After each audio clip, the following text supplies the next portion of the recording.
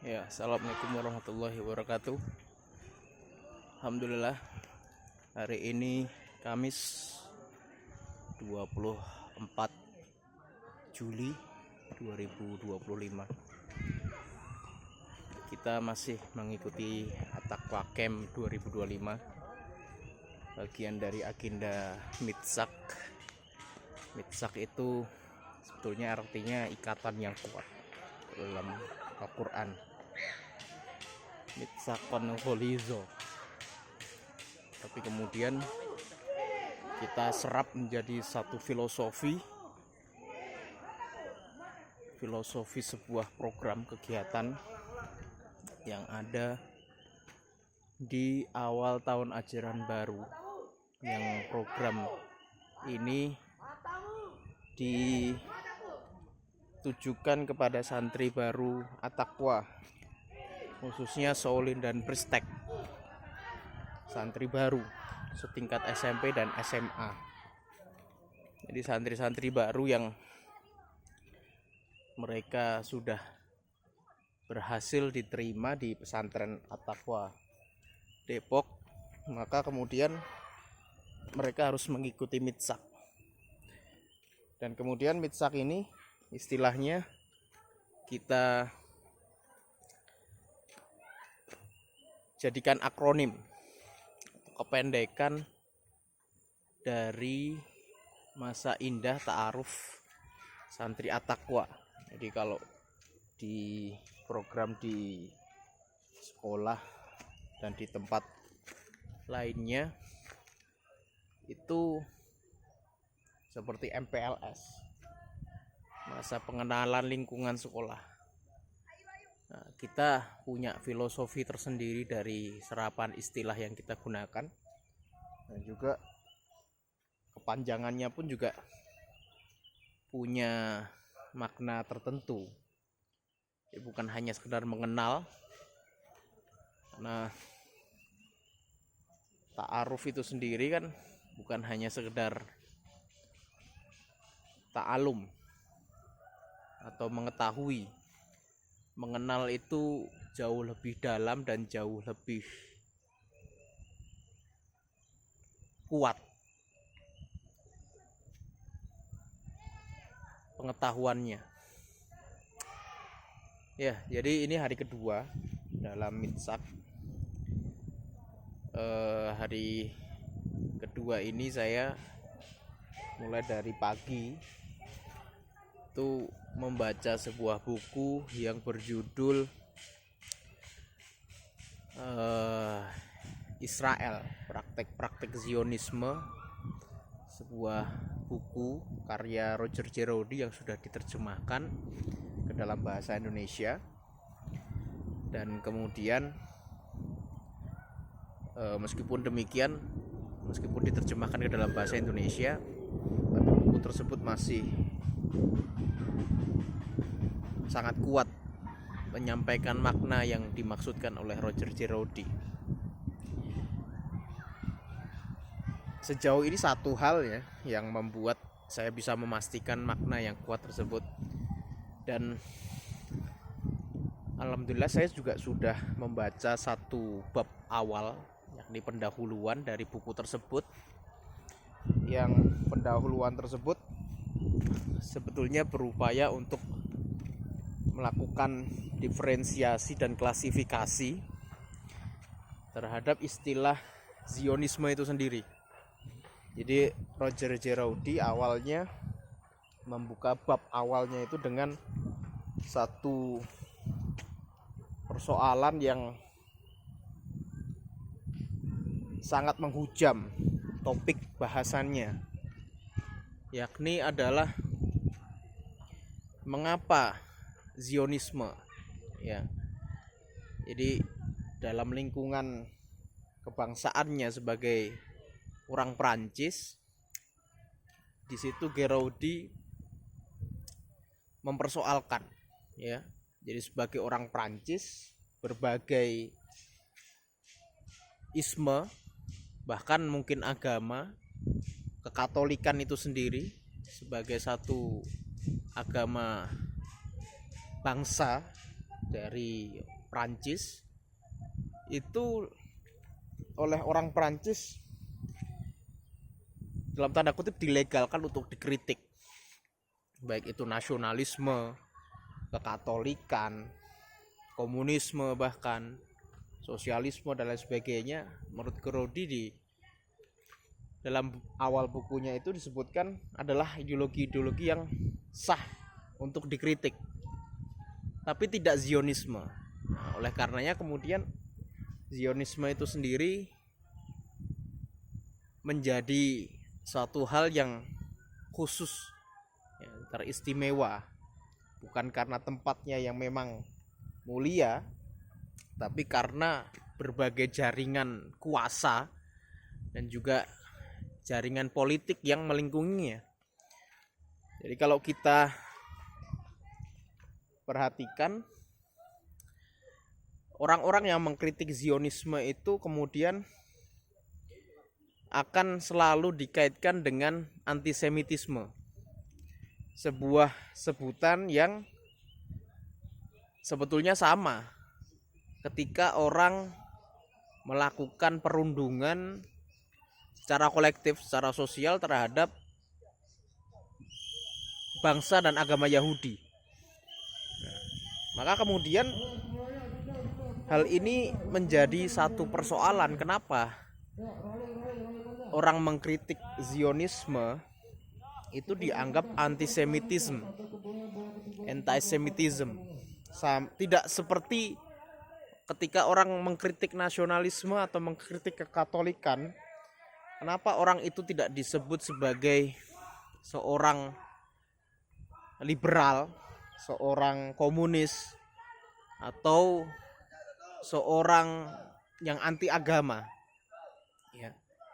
Nah, demikian halnya para pengkritik Zionisme juga tidak melihat diri mereka sebagai pengkritik Yahudi sekaligus. Antisemitisme itu memang muncul dari sentimen-sentimen dari para pengkritiknya terhadap Yahudi, yang itu memang agaknya kurang tepat, karena yang dimaksud semitisme itu sendiri juga sangat luas sekali maknanya, bukan hanya terkandung unsur keyahudian saja di situ, dan jauh lebih tepatnya harus dikhususkan menjadi anti Yahudi, anti Jew, ya.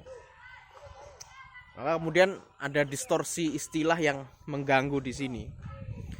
Terlebih lagi kemudian karena kekacauan counter kritik terhadap Zionisme ini, maka Roger Zeraudi kemudian mendiferensiasi, mengklasifikasi perbedaan antara Zionisme, yang di situ terdapat dua perbedaan, yaitu Zionisme politik dan juga Zionisme spiritual. Jadi Zionisme spiritual ini mereka orang-orang yang sebetulnya juga merupakan pecinta Zion, pecinta orang-orang yang mendambakan suatu kehidupan yang mesiatik, bahwa mereka ini adalah orang-orang yang dijanjikan dan mereka adalah orang-orang yang berhak untuk tinggal dalam suatu wilayah yang secara khusus ditempatkan bagi mereka. Tapi persoalannya bukan hanya sekedar itu, karena Zionisme spiritual ini mereka tidak melakukan aksi-aksi, tidak membuat gerakan politik radikal, tidak membuat gerakan militerisme, kemudian nasionalisme ekstrim, dan juga gerakan-gerakan yang berupaya menegasikan bangsa-bangsa lainnya, ya. Dan ini yang kemudian terdapat dalam Zionisme politik, di mana Zionisme politik ini mereka merupakan bentuk dari nasionalisme ekstrim, karena memang daur hidupnya, tempat kelahirannya, lingkungan kelahirannya merupakan pada suatu waktu di mana nasionalisme itu tumbuh di Eropa pada abad ke-19.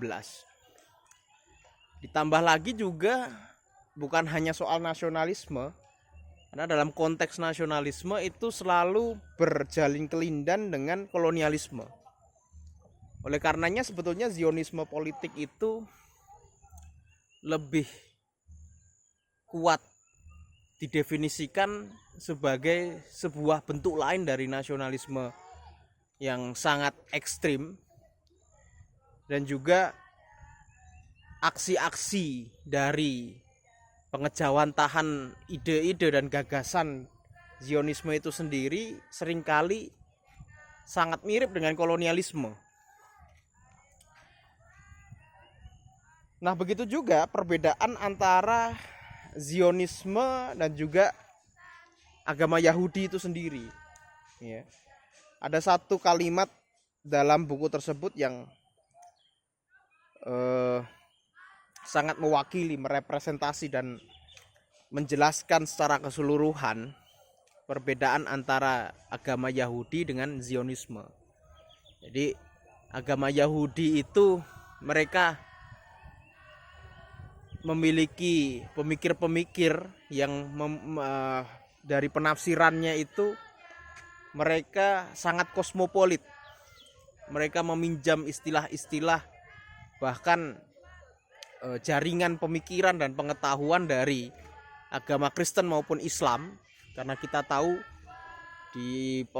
pada salah satu abad pembentukannya di abad ke-13, sarjana-sarjana Yahudi itu banyak melakukan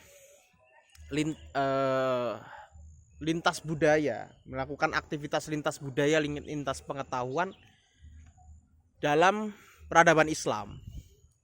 Mereka masuk ke dalam peradaban Islam, ya, sehingga kemudian ide-ide pemikiran Yahudi tersebut masih bisa ditafsirkan sebagai suatu kosmopolit yang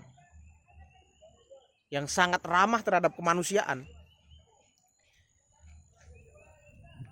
Begitu kata Roger Jaudi, bahwa Yahudi masih punya gagasan yang hangat tentang kemanusiaan. Ya. Lantas kemudian Zionisme politik ini yang menjadi perbedaan mencolok dengan agama Yahudi adalah suatu keterlambatan gagasan yang kemudian gagasan yang terlambat dan terakhir ini diimani sebagai suatu bagian dari agama. Jadi maksudnya adalah bahwa Zionisme ini juga tidak meninggalkan agama Yahudi sama sekali, tapi dia mengeksploitasi agama tersebut untuk disesuaikan dengan kepentingan politik Zionis. Ya, oleh karena itu pemikiran yang muncul terakhir yang kemudian dijadikan sebagai iman, itulah yang kemudian menjadi bagian yang secara integral dari Zionisme. Nah, itulah kemudian mengapa Zionisme ini menjadi sangat berbahaya, karena dia juga melakukan eksploitasi terhadap agama Yahudi itu sendiri, sehingga kemudian mereka mengambil hal-hal yang bersifat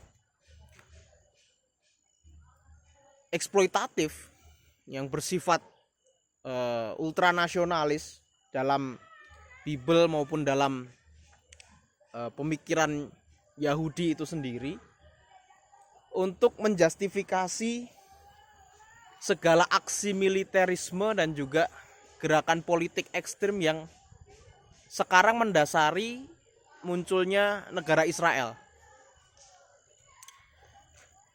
Untuk itulah Zionisme politik pada akhirnya kemudian mendapat kritik juga dari Zionisme spiritual. Seperti kalau dicontohkan oleh Roger Jerodi, di mana di dalam bukunya itu dia banyak mengutip dalam bab pertamanya adalah dari Martin Buber. Dan menarik memang buku ini akan kita bahas lebih lanjut, akan kita baca lebih lanjut. Kita akan mendapati bahasan-bahasan yang lainnya, karena setelah bab pertama ini kemudian kita akan menemui sebuah bab yang berisi tentang mitos sejarah Zionisme, mitos sejarah Israel, dan juga mitos biblikalnya. Kita akan bertemu di dalam kesempatan yang akan datang, mungkin dengan buku-buku yang lainnya atau dengan pembahasan yang ada dalam buku yang kita bahas pada hari ini. Terima kasih.